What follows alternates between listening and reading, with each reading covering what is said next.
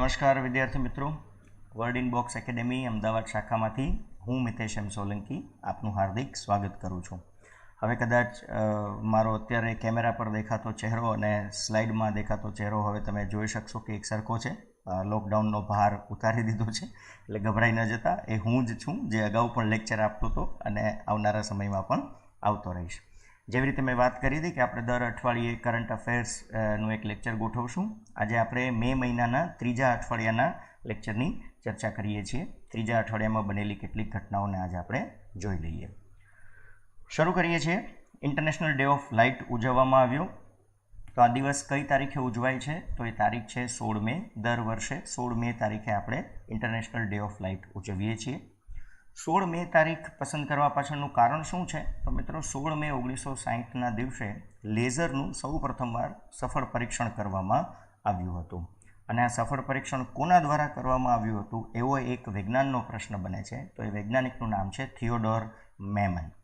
હવે લેઝરનું full form પણ આપણે એકવાર વાંચી લેવું જોઈએ. પરીક્ષામાં પૂછી શકાય એવી શક્યતાઓ ઓછી છે, પણ ખ્યાલ હોય તો કામ આવી જાય. એ છે light amplification by stimulated emission of radiation, જે લેઝરનું ફૂલ ફોર્મ છે. આગળ વાત કરીએ. સિક્કિમે પોતાનો 45મો રાજ્ય દિવસ ઉજવ્યો.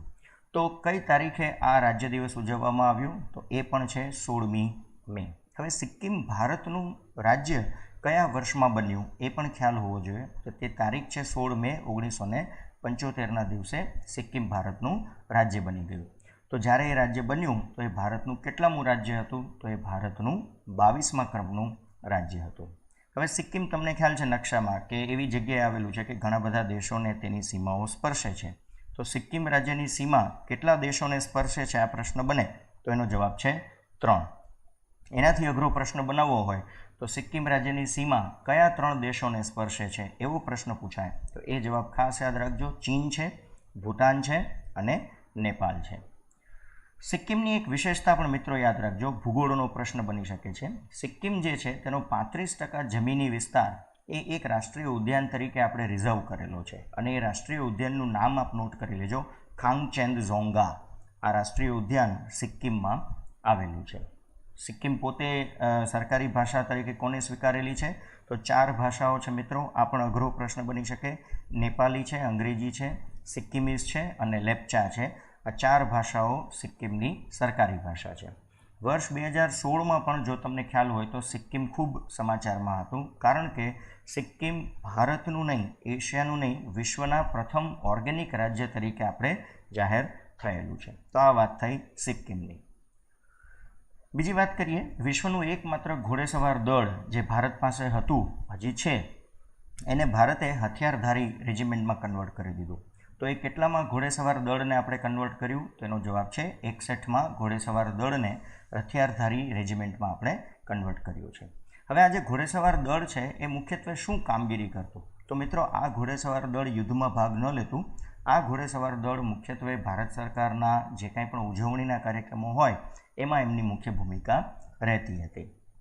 હવે જ્યારે હથિયારધારી રેજિમેન્ટ બની જ ગયું છે તો હવે તેમને પોતાની એક સ્વતંત્ર ટેન્કની ટીમ પ્રાપ્ત થશે. એટલે હવે માત્ર ઘોડેસવાર દળ એ ઉજવણીના ભાગરૂપે નહીં રહે, તેમની પાસે પોતાની ટેન્ક પણ હશે. તો હવેથી એ કદાચ યુદ્ધમાં પણ ભવિષ્યમાં ભાગ લઈ શકે. અને એક નાનો એવી બાબત છે, પ્રશ્ન નથી બનતો પણ માહિતી માટે આપું છું કે 61માં ઘોડેસવાર દળની રચના કયા વર્ષમાં કરવામાં આવી હતી? તો એ છે 1953માં. બીજું જ સૈન્ય સંબંધિત એક સારા સમાચાર ઘણા યુવાનોને ઉપયોગી થઈ શકે. ભારતીય સૈન્ય TOD લાગુ કરશે. તો પહેલાં તો એ ખ્યાલ હોવો જોઈએ કે TOD એટલે શું? તો TOD એટલે ટૂર ઓફ ડ્યુટી. હવે TODમાં શું કરવામાં આવે? તો આ જે TOD છે એ અંતર્ગત યુવાનો સૈન્ય સાથે જોડાઈ શકે છે 3 વર્ષ માટે, જેને કહેવામાં આવે છે સૈન્યની 3 વર્ષની ઇન્ટર્નશીપ. અને આ 3 વર્ષ દરમિયાન યુવાનો જે છે એ સૈન્યની કામગીરી વિશે જાણી શકે છે. યાદ રાખજો મિત્રો, આ નોકરી નથી, પરંતુ તમને જો સેના વિશે જાણવાનો રસ હોય તો તમે આ TODનો લાભ લઈ શકો છો. બીજું, 3 વર્ષ દરમિયાન TOD અંતર્ગત યુવાનોને ચોક્કસ મહેનતાણું પણ આપવામાં આવશે. અને આ મહેનતાણું જે તમને મળશે એ સંપૂર્ણપણે કરમુક્ત એટલે કે ટેક્સ ફ્રી પણ હશે. અને બીજું 3 વર્ષના અંતે તમને એક સર્ટિફિકેટ પણ આપવામાં આવશે અને જ્યારે તમે કોઈ સરકારી નોકરી માટે અપ્લાય કરશો તો આ TODનું સર્ટિફિકેટ જે છે એ તમારી પ્રાથમિકતામાં પણ વધારો કરશે. તમને ખ્યાલ છે જેવી રીતે NCC હોય તો NCCના તમને કેટલાક ગુણ મળતા હોય છે, એમ TODના પણ કેટલાક ગુણ અથવા તો કેટલીક પ્રાથમિકતા તમને આપવામાં આવશે. તો આ એક સારી બાબત છે. કોઈ યુવાન ઈચ્છે તો ઇન્ટરનેટ ઉપર જઈ અને TOD વિશેની માહિતી મેળવી શકે છે. બીજું ખૂબ જ જાણીતી બાબત અત્યારની અમ્ફાન ઘણા સમયથી સમાચારમાં છે. તમને ખ્યાલ છે પશ્ચિમ બંગાળ અને બંગાળની ખાડીમાં અત્યારે આ તોફાન છે. ક્યારે સમાચારમાં એ આવ્યું તો 17 મે 2020થી અમ્ફાન આવવાની વાત થઈ. હવે તોફાનને આપણે સમજવા માટે પરીક્ષાલક્ષી બાબત થોડી જોઈએ કે જો પવનની ઝડપ 31થી 50 કિલોમીટર પ્રતિ કલાક હોય તો તેને મેટ્રિયોલોજી વિભાગ જે છે તે ડિપ્રેશનના નામે ઓળખે છે. 51થી 62 કિલોમીટર પ્રતિ કલાકની જો ઝડપ હોય તો તેને આપણે ડીપ ડિપ્રેશન તરીકે ઓળખીએ છીએ.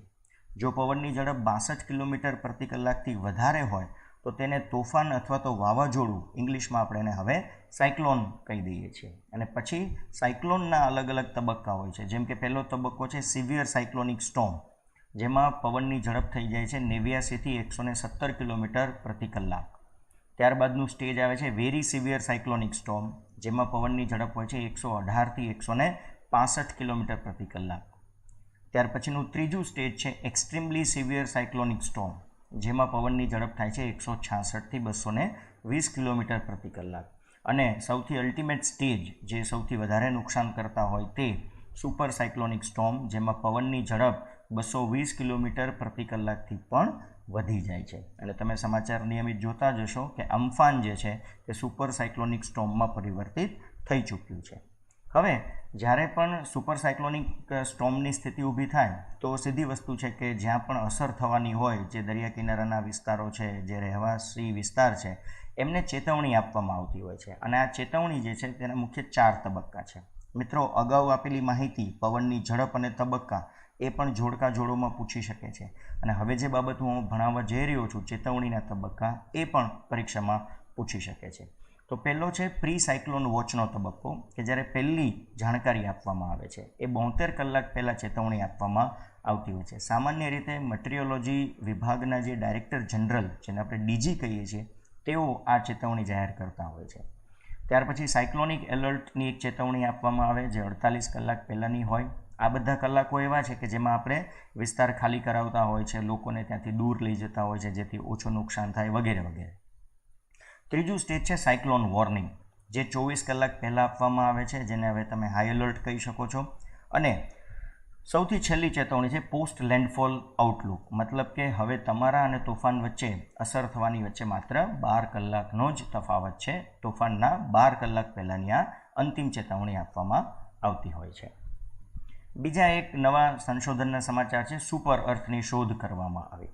તો કયા દેશના ખગોળશાસ્ત્રીઓએ આ શોધ કરી? તો એ છે ન્યૂઝીલેન્ડ, જેમણે આ સુપર અર્થની શોધ કરી છે. સુપર અર્થને સુપર અર્થ શા માટે કહેવામાં આવ્યું? તો આપણી પૃથ્વી કરતાં સુપર અર્થનું કદ ખૂબ જ મોટું છે, માટે આપણે તેને સુપર અર્થ તરીકે ઓળખીએ છીએ. જેમ આપણી પૃથ્વીને સૂર્યની એક પ્રદક્ષિણા કરતાં 365 દિવસ અંદાજે થાય છે, એમ સુપર અર્થને તેના સૂર્યની આસપાસ પ્રદક્ષિણા કરતાં 617 દિવસનો સમય લાગે છે. અને એક બીજો એક શબ્દ નોટ કરી લેજો, ગોલ્ડીલોક્સ ઝોન. વૈજ્ઞાનિકો એવું કહે છે કે સુપર અર્થ પાસે કદાચ આ ઝોન છે, એવી સંભાવનાઓ વ્યક્ત કરે છે. તો આ ગોલ્ડીલોક્સ ઝોન એટલે શું? તો કે તારા અથવા ગ્રહની ફરતે એક એવું ચોક્કસ તાપમાનની એક, જેને કહેવાય ને કે પરત બનેલી હોય કે જ્યાં પાણી પ્રવાહી સ્વરૂપમાં રહી શકતું હોય છે. તો આ એક સંભાવના છે જીવનની, માટે એને આપણે ગોલ્ડીલોક્સ ઝોન તરીકે ઓળખતા હોઈએ છીએ. તો આ એક બાબત થોડી નવીન હતી એટલે અહીંયા લઈ લીધી. હવે આ જે સુપર અર્થ છે એ આપણી પૃથ્વીથી કેટલી દૂર છે? તો આપણી પૃથ્વીથી 111 પ્રકાશ વર્ષ દૂર છે, મતલબ ખૂબ દૂર કહેવાય. બીજા એક સંશોધનના સમાચાર છે ફૂગની નવી પ્રજાતિ શોધાય. તો આ જે નવી પ્રજાતિ છે ફૂગ, એને ઇંગ્લિશમાં આપણે ફંગસ કહીએ છીએ, એનું નામ શું છે? એનું નામ સ્ક્રીન ઉપર જોઈ શકો છો, ટ્રોગ્લોમાઇસિસ ટ્વિટેરી. તમને એમ થશે કે આમાં ટ્વિટર આવ્યું, તો યસ, યુ આર રાઇટ. આમાં ટ્વિટર નામ રાખવા પાછળનું કારણ બહુ રસપ્રદ છે. આ સંશોધન કોણે કર્યું? આ સંશોધન ડેનમાર્કના જીવવૈજ્ઞાનિકોએ કર્યું છે, આ નવી ફંગસ અથવા તો ફૂગનું સંશોધન. અને મેં જે હમણાં વાત કરી ટ્વિટેરી, તો ફૂગનો સૌ પ્રથમ ફોટો જે છે તે ટ્વિટર પર મોકલવામાં આવેલો હતો. અને એના માટે જ એના વૈજ્ઞાનિક નામમાં ટ્વિટેરી શબ્દ તમને જોવા મળે છે. તો એક નાની બાબત છે, પણ સંશોધનના ક્ષેત્રે આ બહુ મોટી બાબત કહી શકાય. સેક્ટર સમિતિના સૂચનો લાગુ કરવાનો ભારત સરકારે નિર્ણય લીધો. આના અગાઉના લેક્ચર જો કોઈ મિત્રોએ ભરેલા હશે તો તમને ખ્યાલ છે કે મેં સેક્ટર સમિતિની વાત આ અગાઉના લેક્ચરમાં પણ કરેલી, જેમાં જો તમને ખ્યાલ હોય તો એન્જિનિયરિંગની જે કેટલીક નોકરીઓ છે એ રદ કરવાનું સૂચન પણ આ જ સમિતિએ આપી, અને લગભગ જો મને યાદ હોય તો લગભગ 9300 જેટલી નોકરીઓ દૂર કરવાની વાત આ સમિતિએ કરી છે. તો આ જે સેક્ટર સમિતિ છે એ જ સમિતિની આજે ફરી વાત કરી રહ્યો છું. તો આ જે સમિતિના સૂચન છે એ કોને લાગુ પડશે? તો આ સૂચનો સીમા પરનું જે ઇન્ફ્રાસ્ટ્રક્ચર છે, જેને આપણે બોર્ડર ઇન્ફ્રાસ્ટ્રક્ચર કહીએ છીએ, એ વિભાગોને મુખ્યત્વે લાગુ પડશે, મિલિટરીને વધારે લાગુ પડશે. આ સમિતિના અધ્યક્ષનું નામ કદાચ પૂછે તો તમને ખ્યાલ છે ભારતમાં વ્યક્તિના નામના આધારે જ આપણે સમિતિઓના નામકરણ કરીએ છીએ. તો સેક્ટર સમિતિના અધ્યક્ષ છે લેફ્ટનન્ટ જનરલ ડી.બી. સેક્ટર. હવે એમણે જે કરેલા બે કે ત્રણ અગત્યના સૂચનો છે એ આપ નોટ કરજો. એમણે એવું કહ્યું કે સૈન્યની અંદર જે ડ્રાઈવર અને ક્લાર્કની ભરતી કરવામાં આવે છે એની લાયકાત થોડી સુધારવાની જરૂર છે. મતલબ અત્યારે જે લાયકાત છે એના કરતાં વધારે સારી લાયકાત ધરાવતા આપણે લોકોને નોકરીમાં લેવા જોઈએ. બીજું, સૈન્યના મુખ્ય મથકો, જેને આપણે હેડક્વાર્ટર કહીએ છીએ, તો એનું પણ રિઓર્ગેનાઇઝેશન, પુનઃગોઠવણી કરવાની એમણે એક સૂચન આપેલું છે. અને ત્રીજી બાબત છે કે જે હેડક્વાર્ટર છે ત્યાંનો જે ટોટલ સ્ટાફ છે એમાંથી બની શકે તો મેક્સિમમ 200 લોકો જેટલા, 200 એક્ઝેક્ટ નહીં, 1, 2, 3થી શરૂ કરી અને 200 લોકો સુધીની સંખ્યામાં ઘટાડો કરી શકાય છે. આવા 3 અગત્યના સૂચનો સેક્ટર સમિતિએ આપેલા છે અને જે ભારત સરકાર લાગુ કરવા જઈ રહી છે. બીજી અગત્યની બાબત, જમ્મુ કાશ્મીર. ખૂબ જ સારા સમાચાર છે. જમ્મુ કાશ્મીરના નિવાસી પ્રમાણપત્ર માટે કાયદાઓ જાહેર. તમને ખ્યાલ છે કે 370 અને 35 એને લીધે ઘણા બધા લોકોને જમ્મુ કાશ્મીરમાં રહેવાની છૂટ નહોતી અને ત્યાંનું જમ્મુ કાશ્મીરનું નાગરિકત્વ પણ પ્રાપ્ત થતું નહોતું. તો હવે એ પ્રશ્ન દૂર કરી દેવામાં આવ્યો છે. કયા કાયદા અંતર્ગત આ પ્રમાણપત્ર આપવામાં આવશે? સી મિત્રો, નિવાસી પ્રમાણપત્ર એટલે તમે જેને ડોમિસાઇલ સર્ટિફિકેટ કહો છો એ, ત્યાંના રહેવાસી હોવાનું પ્રમાણપત્ર. તો કયા કાયદા અંતર્ગત આ ડોમિસાઇલ સર્ટિફિકેટ આપવામાં આવશે? તો કાયદો આપ નોટ કરી શકો છો, the Jammu and Kashmir grant of domicile certificate procedure rules 2020. અને આ કાયદાઓ ખૂબ કડક છે. જો કોઈ સક્ષમ અધિકારી જે આ સર્ટિફિકેટ ઇસ્યુ કરવા માટે જે સત્તાધિકારી છે, જો એ પ્રમાણપત્ર આપવામાં મોડું કરશે, વિલંબ કરશે, તો અધિકારીને 50,000 રૂપિયા સુધીનો દંડ કરવાની જોગવાઈ આ કાયદામાં કરવામાં આવેલી છે. હવે કેટલા દિવસમાં પ્રમાણપત્ર આપવાની જોગવાઈ છે? તો આ કાયદા અંતર્ગત સરકારને અરજી મળે ત્યારથી લઈને 7 દિવસમાં પ્રમાણપત્ર વ્યક્તિને મળવું ફરજિયાત છે. જો નહીં મળે તો આ 50,000 રૂપિયા સુધીનો દંડ લાગુ કરી શકાય છે. હવે નિવાસી વ્યક્તિ એટલે શું? તો જમ્મુ કાશ્મીરમાં તો હવે ઘણા સારા સમાચાર છે. નિવાસીની વ્યાખ્યાઓ બદલવામાં આવી, તો એ જોગવાઈ તરીકે કદાચ તમને પરીક્ષામાં પૂછી શકે. તો આપ નોટ કરી શકો છો, નવા કાયદા પ્રમાણે જે વ્યક્તિ જમ્મુ કાશ્મીરમાં 15 વર્ષથી રહેતો હશે તેને જમ્મુ કાશ્મીરના નિવાસી પ્રમાણપત્ર મેળવવાનો પૂરો અધિકાર છે. જો 15 વર્ષથી ન રહેતો હોય અને વ્યક્તિએ જમ્મુ કાશ્મીરમાં ધોરણ 10 અથવા 12ની પરીક્ષા આપી હોય તો પણ તે જમ્મુ કાશ્મીરનું પ્રમાણપત્ર મેળવી શકે છે. તો આ બે બહુ સારી બાબત છે. આ ઉપરાંત જે વધારે સારો માનવીય મુદ્દો છે, તમને ખ્યાલ છે POK, પાકિસ્તાન ઓક્યુપાઈડ કાશ્મીર તરફ, જે પશ્ચિમ પાકિસ્તાન કહીએ છીએ આપણે જેને, તો પશ્ચિમ પાકિસ્તાનથી આવેલા જેટલા પણ શરણાર્થીઓ છે, જેટલા પણ બાળકો છે, જેટલી સ્ત્રીઓ છે કે જેમણે જમ્મુ કાશ્મીરના કોઈ યુવાન સાથે લગ્ન કરેલા છે, તો એવા લોકોને પણ આપણી સરકાર જમ્મુ કાશ્મીરનું ડોમિસાઇલ સર્ટિફિકેટ આપશે અને ભારતનું નાગરિકત્વ પણ પ્રાપ્ત થશે. એનાથી એક વધારે સારા સમાચાર જે હવે સ્ક્રીન ઉપર આવવા જઈ રહ્યા છે એ છે જમ્મુ કાશ્મીરના સફાઈ કર્મચારીઓને પણ ત્યાંનું નિવાસી પ્રમાણપત્ર આપવામાં આવશે. મિત્રો, આ બહુ મોટી બાબત છે. ઘણા મિત્રો જાણતા નહીં હોય એટલે ટૂંકમાં કહી દઉં છું. 1950 પછી પંજાબમાંથી ઘણા બધા સફાઈ કામદારોને જમ્મુ કાશ્મીરનું નાગરિકત્વ મળશે, આપવામાં આવશે, એવી બાબતો અને એવી લાલચ આપીને લઈ જવામાં આવેલા અને એ સફાઈ કામદારોની પેઢીઓ વીતી ગઈ. તેમ છતાં હમણાં સુધી આ સફાઈ કામદારને જમ્મુ કાશ્મીરના નાગરિક ગણવામાં આવતા નહોતા. એના લીધે થતું શું કે ઘણા સફાઈ કર્મચારીઓના બાળકો ભણી ગણીને કદાચ ડૉક્ટર, એન્જિનિયર સુધીની ડિગ્રીઓ પ્રાપ્ત કરી ચૂક્યા હતા, તેમ છતાં જમ્મુ કાશ્મીરમાં નોકરી મેળવવા માટે તેઓ યોગ્ય હતા નહીં અથવા તો ગેરલાયક હતા. હવે એ લાયકાત એમને પ્રાપ્ત થશે અને આ સફાઈ કર્મચારીઓ જે છે એમની પોતાની ઓળખ અને એમના બાળકોની ઓળખ પણ હવે ઊભી થશે. તો આ એક સારી બાબત કહી શકાય. ત્યાર પછી કચરામુક્ત શહેરના સૂચકાંક ભારત સરકારે જાહેર કર્યા. તો સૂચકાંક કયા મંત્રાલયે જાહેર કર્યા? તો એ છે આવાસ અને શહેરી બાબતોનું મંત્રાલય. કયા વર્ષ માટે સૂચકાંક જાહેર કરવામાં આવ્યા? તો એ છે વર્ષ 2019 અને 20ના આ આંકડાઓ છે. આ સૂચકાંક છે 20-21ના આવતા વર્ષે આવશે. લગભગ 5 જેટલા શહેરોને 5 સ્ટાર રેટિંગ આપવામાં આવેલા છે અને એ શહેરો છે અંબિકાપુર, સુરત, રાજકોટ, મૈસૂર, ઇન્દોર અને નવી મુંબઈને પણ ગણવામાં આવ્યું છે. એટલે આમ 6 થાય છે પણ મુખ્ય શહેરો 5 ગણવામાં આવ્યા છે. 3 સ્ટાર રેટિંગ કેટલા શહેરને આપવામાં આવેલા છે? તો એ છે 65 શહેર અને 1 સ્ટાર રેટિંગ કેટલા શહેરને આપ્યા છે? તો એ છે 70 શહેર. તો કદાચ તમને આ સૂચકાંકમાંથી એકાદું શહેર, કેમ કે સુરત, રાજકોટ બંને આપણા ગુજરાતના છે, તો પૂછી શકે છે.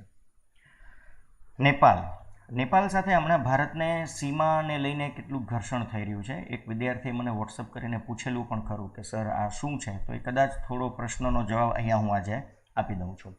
નેપાલે તાજેતરમાં પોતાનો એક રાજકીય નકશો જાહેર કર્યો અને એ રાજકીય નકશામાં નેપાલે કાલાપાની, લિપુલેહ અને લિમ્પિયાધુરા આ 3 વિસ્તાર પોતાનામાં દર્શાવ્યા. હવે ઓક્ટોબર 2019માં ભારતે પણ પોતાનો એક રાજકીય નકશો જાહેર કર્યો, જેમાંથી કાલાપાની અને લિપુલેહ, જે તમે ઉપર પણ જોઈ શકો છો, એમાંથી 2 વિસ્તાર કાલાપાની અને લિપુલેહ ભારતે પોતાનામાં દર્શાવ્યા. હવે આ આખી બાબત જે છે એનું રૂટ, એનું મૂળ છે 1816ની એક સંધિમાં. વર્ષ 1816માં નેપાળના રાજા અને બ્રિટિશ ભારત વચ્ચે એક સંધિ થઈ હતી અને આ સંધિનું નામ છે સુગૌલીની સંધિ. ઘણા સુગલીની કે છે, ઘણા સુગૌલીની કે છે, પણ બેઝિકલી આપણે ઉચ્ચાર ઉપર ન જઈએ, આ સંધિનું નામ યાદ રાખજો, સુગૌલીની સંધિ. આ સંધિ અનુસાર બ્રિટિશ ગવર્મેન્ટ અને નેપાળ વચ્ચે એવું નક્કી થયેલું કે જે કાલી નદી વહી રહી છે એ કાલી નદી નેપાળ દેશની પશ્ચિમ સીમાનો અંત આવશે. મતલબ કે નેપાળ પશ્ચિમ તરફ કાલી નદી પાસે પૂરું થઈ જશે. તો આ એક સ્પષ્ટ સંધિ થયેલી છે. તો હવે પ્રશ્ન શું છે? હવે પ્રશ્ન છે કાલી નદીના ઉદ્ગમ સ્થાનને લઈને. એટલે કાલી નદીએ કદાચ પોતાનું વહેણ બદલાવ્યું હોય, થોડુંક ઉદ્ગમ સ્થાનને લઈને વિવાદ છે. ભારત એવું કહે છે કે ઉત્તરાખંડ રાજ્ય જે આપણું છે એના પિથોરાગઢ જિલ્લામાં લિમ્પિયાધુરા જે સ્થળ છે, આ 3 વિસ્તારોમાં એક નામ તમે જોઈ શકો છો, લિમ્પિયાધુરા. એ લિમ્પિયાધુરા જ આપણી આ કાલી નદીનું ઉદ્ગમ સ્થાન છે. અને નેપાળનું કહેવું એવું છે કે કાલી નદી જે છે તે શિવાલિક રેન્જમાંથી ઉદ્ભવે છે. એટલે આ થોડો એક રાજકીય અત્યારનો ચર્ચાનો મુદ્દો બની ચૂક્યો છે. હવે આવે છે એક સારા સમાચાર. COVID-19 સામે રક્ષણ આપતી રસી શોધાઈ. જો કે આ રસી હજી 100% સફળ થઈ એવું આપણે ન કહી શકીએ, પણ એક કંપનીએ એવો દાવો કરી દીધો છે. કઈ કંપનીએ દાવો કરેલો છે? તો એ કંપનીનું નામ છે મોડર્ના, જે US બેઝડ એક કંપની છે. હવે આ જે રસી બનાવવામાં આવી છે એમાં એક ચોક્કસ પ્રકારનું mRNAનો ઉપયોગ કરવામાં આવેલો છે. mRNA એટલે શું? જે વિજ્ઞાનના વિદ્યાર્થીઓ છે એમને ખ્યાલ હશે, messenger RNA, messenger ribonucleic acid. તો mRNA 1273નો ઉપયોગ આ રસી બનાવવામાં કરવામાં આવેલો છે. પણ હવે આ રસીનું જ્યારે પરીક્ષણ કરતા હતા તો જે દર્દીઓને રસી આપવામાં આવી, તો જે જગ્યાએ રસી આપવામાં આવી ત્યાં એક લાલ કલરનું એ નિશાન કરી દે છે, જેની સાઈડ ઇફેક્ટ આપણે કહી શકીએ. અને જો આ રસીનું પ્રમાણ થોડું વધારે હોય, એટલે કે પેશન્ટને થોડો ઓવરડોઝ આપવામાં આવે, તો દર્દીઓએ તાવ અને માથાના દુખાવાની પણ ફરિયાદ કરેલી છે. તો આ એક પ્રાઇમરી સ્ટેજમાં સારા સમાચાર છે. આ રસી આવવાની સંભાવના લગભગ એવું કહેવાય છે કે ડિસેમ્બર 2020 સુધીમાં આ રસી જે છે તે બજારમાં આવી જશે. એક બીજી બહુ સરસ ઘટના, સૂર્ય તેના સનશાઇન રિસેશનના તબક્કામાં પ્રવેશી રહ્યો છે અથવા તો પ્રવેશી ચૂક્યો છે. તો આ તબક્કા જે છે એ કયા નામે ઓળખાય છે? તો સનશાઇન રિસેશન જે ફેઝ છે એનો આ પેટા તબક્કો એટલે સોલાર મિનિમમ. સોલાર મિનિમમ શબ્દ ઉપરથી તમને ખ્યાલ આવશે કે એની તીવ્રતામાં ક્યાંક ઘટાડો થઈ રહ્યો છે. ખગોળશાસ્ત્રીઓનું કહેવું એવું છે કે છેલ્લા 100 દિવસથી સૂર્યની સપાટી ઉપર સનસ્પોટ જોવા મળતા નથી. તમને ખ્યાલ છે સનસ્પોટ એટલે શું? હિલિયમ વાયુના જે ધડાકા સૂર્યની સપાટી પર થાય છે એને લીધે ત્યાં સનસ્પોટ જનરેટ થતા હોય છે. આવા સનસ્પોટ છેલ્લા 100 દિવસથી જોવા મળતા નથી. હવે સૂર્યના જે તબક્કાઓ છે એને વૈજ્ઞાનિકોએ ચોક્કસ સમયગાળામાં વિભાજિત કરેલા છે. તો આજે આપણે સોલાર મિનિમમ તબક્કાની વાત કરીએ છીએ. એ કેટલા સમય સુધી રહેશે? તો 11 વર્ષ સુધી રહેશે. એનો મતલબ કે હવે પછીના 11 વર્ષ સુધી સૂર્યની સપાટી ઉપર સનસ્પોટ જોવા મળશે નહીં. અને આ 11 વર્ષના એક તબક્કાને આપણે કહીએ છીએ સૂર્યચક્ર. આ સૂર્યચક્રનું એક વૈજ્ઞાનિક નામ પણ છે જે આપ નોટ કરી શકો છો, સોલાર મેગ્નેટિક એક્ટિવિટી સાયકલ. સૂર્યચક્રનું જ આ બીજું નામ છે. સનસ્પોટ સૌ પ્રથમવાર કયા વૈજ્ઞાનિકે નોંધેલા? તો એનો જવાબ બહુ સરળ છે, ગેલિલિયો ગેલિલી. બહુ જાણીતું નામ છે એટલે યાદ રહી જશે. બીજા એક સારા સમાચાર, ભારતીય રેલવેનું પ્રથમ ઇલેક્ટ્રિક એન્જિન ઉપયોગમાં લેવામાં આવ્યું. હવે તમને એમ થશે કે સર ઇલેક્ટ્રિક એન્જિન તો વર્ષોથી ભારતમાં છે જ, પણ આની ક્ષમતા ખૂબ વધારે છે. કેટલા હોર્સ પાવરનું ઇલેક્ટ્રિક એન્જિન આપણે હવે ઉપયોગમાં લીધું? તો એ છે 12,000 horse power, which is quite huge. આ એન્જિન કોણે બનાવ્યું છે? તો એ ફ્રેન્ચ અલ્સ્ટોમ કંપની દ્વારા બનાવવામાં આવ્યું છે. સંપૂર્ણ ફ્રેન્ચ કંપની દ્વારા નથી બનાવ્યું, ભારતની પણ ભાગીદારી છે, પણ બેઝિક કંપનીની વાત થાય છે. કયા અભિયાન અંતર્ગત આપણે આ એન્જિનની બનાવટ કરી છે? તો એ આપણા વડાપ્રધાન શ્રી નરેન્દ્ર મોદી દ્વારા શરૂ કરવામાં આવેલ મેક ઇન ઇન્ડિયા પ્રોજેક્ટ અંતર્ગત આપણે આ એન્જિન બનાવેલું છે. આ એન્જિન ક્યાં બનાવવામાં આવ્યું? તો આ પ્રશ્ન અઘરો એક બની શકે. માધેપુરા ઇલેક્ટ્રિક લોકોમોટિવ એટલે એન્જિન, બિહારમાં આ એન્જિન જે છે તેનું ઉત્પાદન કરવામાં આવ્યું છે. ભાગીદારીની વાત મેં હમણાં જ કરી. આપણા ભારતના 74% છે અને ફ્રાન્સના 26% આમાં પાર્ટનરશિપ છે. બીજી એક સારી બાબત, રાષ્ટ્રીય સ્તરે ટેસ્ટ આપવા માટે, મોક ટેસ્ટ આપવા માટે અભ્યાસ નામનું એક એપ્લિકેશન જે છે તે લોન્ચ કરવામાં આવી છે. તો આ અભ્યાસ કોના દ્વારા લોન્ચ કરવામાં આવ્યું? તો એ છે માનવ સંસાધન મંત્રાલય દ્વારા.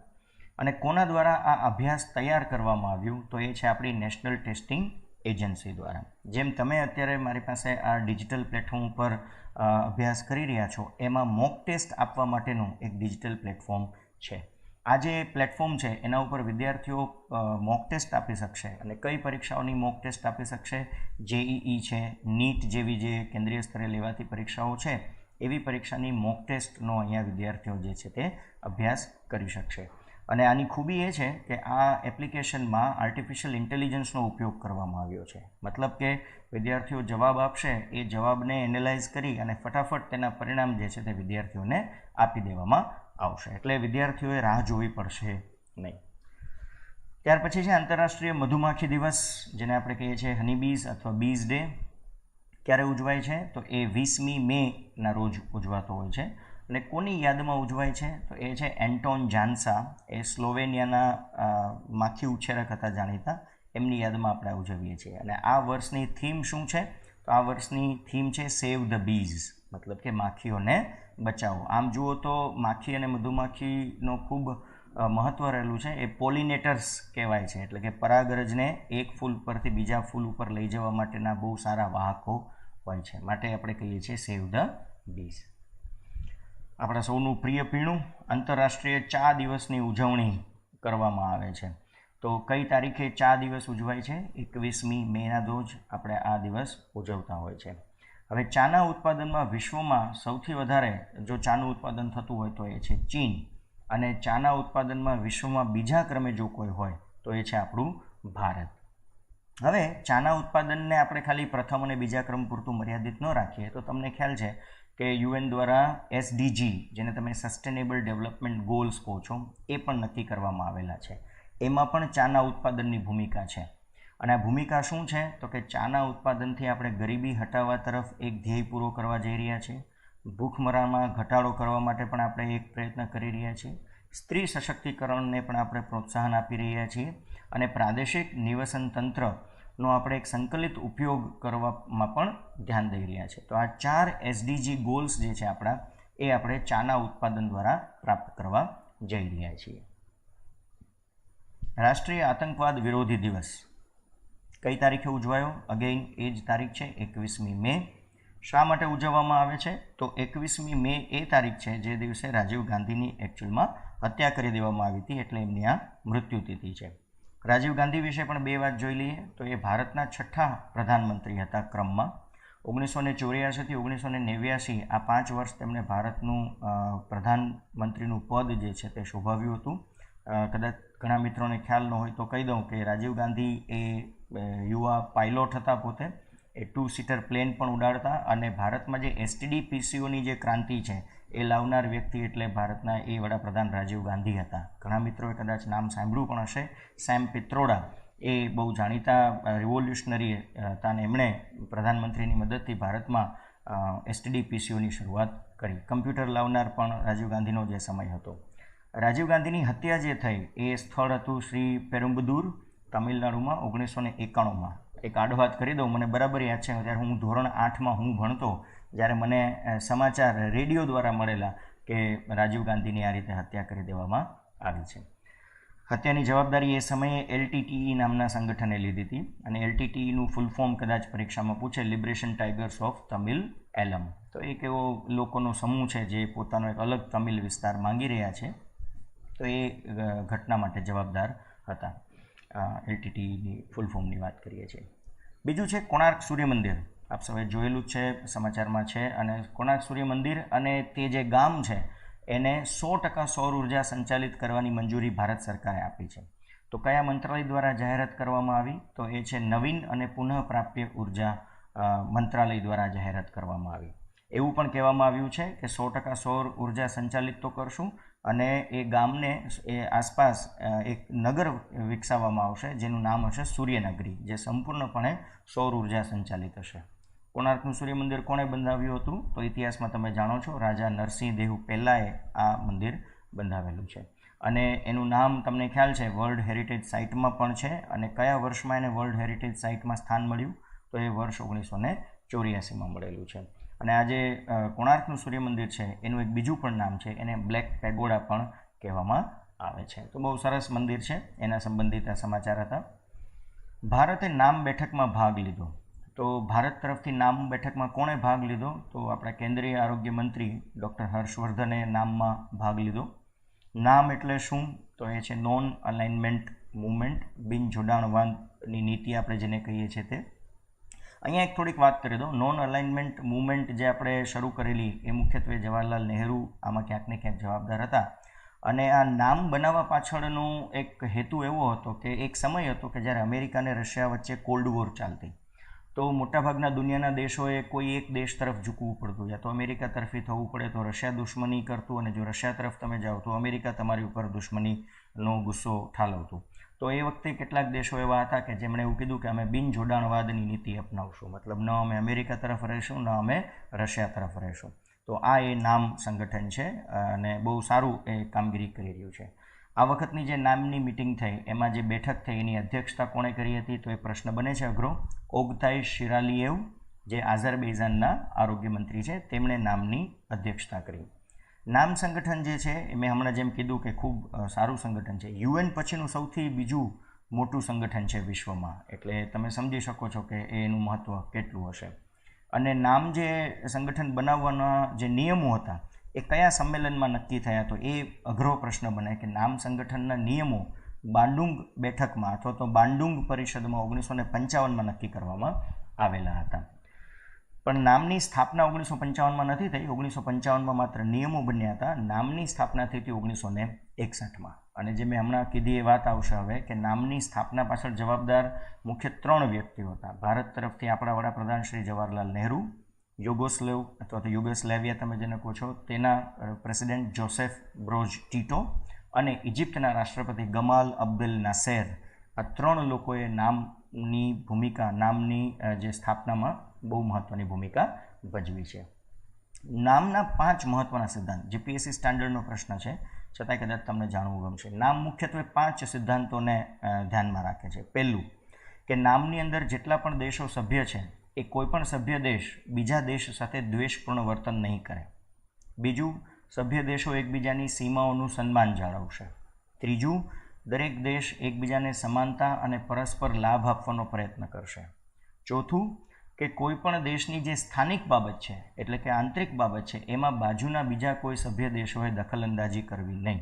અને પાંચમું, કે નામના દરેક સભ્ય દેશોએ શાંતિપૂર્વક પોતાનું અને બીજાના દેશોના અસ્તિત્વને જાળવી રાખવું. તો આ જે છે એ ટિપિકલ નામના 5 મુખ્ય સિદ્ધાંતો છે. હવે આવે છે પ્રધાનમંત્રી ઉજ્જવલા યોજના. તો પ્રધાનમંત્રી ઉજ્જવલા યોજનાની જે છે એમાં તમને ખ્યાલ છે કે મફતમાં ગેસ સિલિન્ડર આપવામાં આવે છે. તો કયા મંત્રાલય દ્વારા આપવામાં આવે છે? એ છે પેટ્રોલિયમ અને કુદરતી ગેસ મંત્રાલય દ્વારા આપવામાં આવે છે. હવે અહીંયા ટ્રિક ક્વેશ્ચન છે. ગેસ સિલિન્ડર કયા મંત્રાલય દ્વારા વહેંચવામાં આવે છે? તો પેટ્રોલિયમ અને કુદરતી ગેસ છે. પણ આ યોજના કયા મંત્રાલય દ્વારા શરૂ કરવામાં આવી હતી એવો પ્રશ્ન પૂછાય તો જવાબ છે નાણાં મંત્રાલય. અને આ યોજના ક્યારે શરૂ થઈ હતી? તો 16 ડિસેમ્બર 2016માં આ યોજના શરૂ કરવામાં આવી.